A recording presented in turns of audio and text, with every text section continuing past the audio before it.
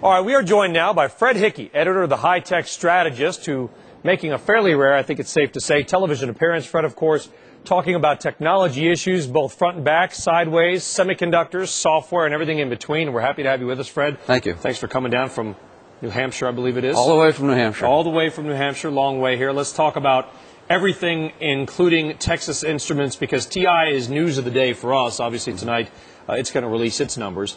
And you think that not only are semiconductors, and they have been the weak part of the market, a problem, but that TXN may be the first, let's say, domino to tumble, if you will. It's the second biggest semiconductor company in the United States, second only to Intel, so it's very important. Reports tonight, we've seen a slowdown in cell phone sales. Last week we had problems with the reports of both Motorola and Nokia. Nokia's Texas Instruments' largest customer. We saw a $500 million buildup of inventory at Nokia. Texas Instruments has had problems now with their DLP, the TV business. Flat panel TV. Yes, it's really large screen, and we've seen dramatic slowdowns at Tweeter when they reported. Well, actually, they guided lower. They've seen a dramatic slowdown in their sales, and they blamed the DLP and projection TVs as well as flat panel declines. So it sounds like there must be some kind of a fairly large inventory build, in your view, going on at TXN. There's a large inventory build at their customers, and I think there has been a large inventory build at Texan as well. Okay. Yes, no doubt about it. Is there any bright spots for a TXN? I mean, if cell phones and large screen TV displays are hurting. No. Well, it's not just. They are a relatively large supplier in autos, and we've seen what's happened to autos. Big buildups at Chrysler, Ford, and GM. Big cutbacks in production there. I'd say the only area that looks to be okay right now has been their calculator business. But other than that, I think we're going to see what we've been seeing over the last several weeks, which was a dramatic number of pre-announcements. The number of tech companies that I saw, and particularly semiconductor companies, with 3 times the number of pre-announcements that we had in Q2. And last week we saw SanDisk get killed, we saw Broadcom, company after company, Linear Technology, they've all been coming out with missing numbers. But to counter that, Fred, I mean, and we often say Intel, the worst performer in the Dow this year, but guess what? Intel's the second best performer in the last month. Yes. Intel's done well recently. Intel has done well recently because they had a dramatically low Q2. It was depressed by companies and holding back purchasing because of price decreases that occurred. Prices were slashed by 60% or more, and that occurred in July. That slipped product from Q2 to Q3, and the other thing that happened there was that Intel had a new product line coming out, and they shipped 6 million core duos in Q3. So what we saw in Q2 to Q3 at Intel was an aberrational pickup. Not a trend. Not a trend. And in fact, not at all. In fact, they've lost 10 points of market share. 10 points of market share to AMD. Their gross margins have plunged from 60% to 49% in the last quarter. And worst of all this decline in margins has occurred with this massive buildup in inventories. Something I've never seen before. I've never seen inventories build to a $4.5 billion level. It's up 60% year over year. And that's costs that are going to show up on the P&L down the road. Okay, then if I'm going to make a natural assumption, then I guess in the food pyramid of technology life, if you will, I mean the way that everybody is related, it sounds like you've got to be negative on the PC makers like a Dell. Well, last week Gartner and IDC put out third quarter numbers. And in Dell's case, they showed the worst quarterly numbers.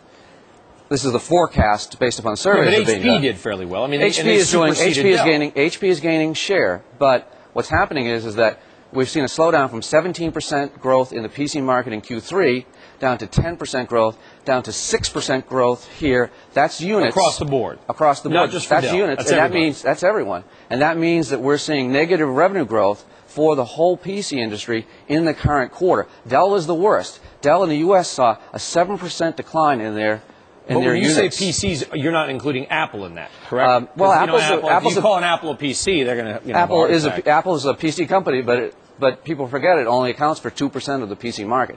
But it is growing, and according to their latest numbers, they have been taking some share. They have been taking Macs, who never did before. And that trend could continue. They could continue to gain share, and Apple's doing well. But you have to put it in perspective. 2% share is not, they're not driving the PC market. What's driving the PC market are the bigger boys, the Dells and the Hewlett-Packards and that sort of. And things are not looking good. Things are not, well, they're not good. Not good. Well, Dell is going to report in a couple of weeks, and I think they're very likely to miss revenue numbers. Again.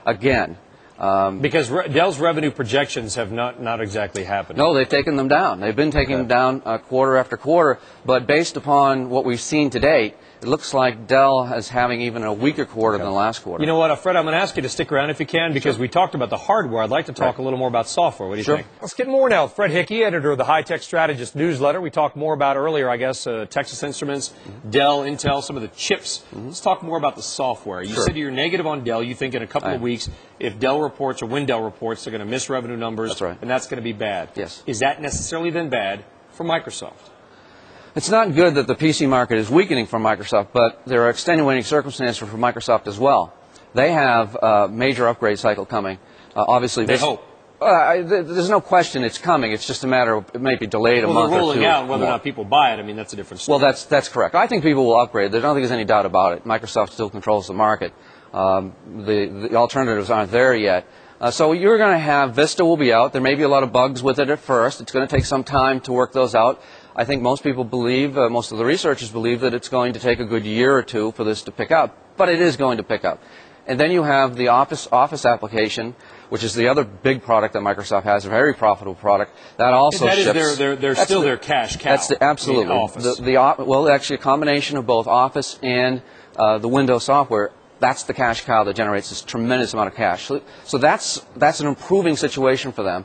In addition to that, they have a window of opportunity with their Xbox product, which is competing against PlayStation 3, and PlayStation 3 has all kinds of trouble right now. Sony has a lot of problems right does. now. It sounds like you're optimistic then on Microsoft.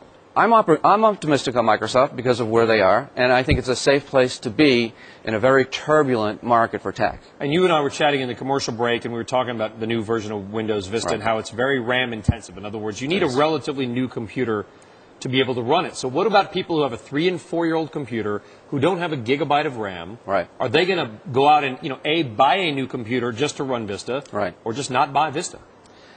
The benefits of Vista aren't dramatic as they were, say, 10 years ago when you had Windows 95 or Windows 3.1. It's better. I think you will have an upgrade process. I don't think you're going to have a great rush for the stores. Consumers may be a little bit more inclined to buy it earlier than corporations. Corporations aren't going to rush out. They're going to wait a year to get the bugs out of the software. We know there's still a lot of bugs in it if it ships in January. There's also a pretty dramatic drain on batteries, so it's going to be very hard to run. You're going to lose, if you're a mobile warrior and you want to run around with a notebook, it's going to be a terrible drain on batteries. You're going to be scrapping for somebody at the airport for the one outlet in the hallway. You are only going to have a couple hours worth of time on that. Rather than maybe 4 hours that you have today. So there are drawbacks to going to it right away. And hopefully the Sony battery won't catch fire. Well, I think a whole different issue. Hopefully they'll all be recalled by then. All right, let's talk more about other types of technology. And Cisco, what is your views on sort of the telecom-related companies like the Ciscos of the world? Right. Cisco is the dominant company in that market. The gorilla there. Virtually every other company is struggling. Whether it's Avaya Juniper? or Juniper grew 5% last week. They reported they grew 5%. It was okay.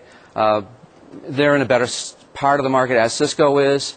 The more traditional telecom companies are hurting, losing share. Lucent, Avaya, some of the optical guys are troubled right now. JD Uniphase is troubled. It's a rough market because the Chinese market for 3G didn't pick up as people expected. It's been far slower. That seems to be the story of 3G's life. I mean, it is. 3G. I remember 4 years ago, everybody said it's the next thing. Nokia was complaining about it not happening, and Motorola as well in Europe just last week. It's slow. They were counting on the equipment companies were counting on having a big upgrade process in China. We've recently interviewed John Chambers out at their headquarters in California. He said, Brian, video on demand is much bigger than people think it is. The bandwidth it takes to run video is massive. It's going to benefit us. Is he right? I think he's right that continues to be a driver of the networking business. Will it be a driver of the stock? The stock isn't cheap. Especially with things like YouTube. I mean, we know that video has proliferated dramatically. It is.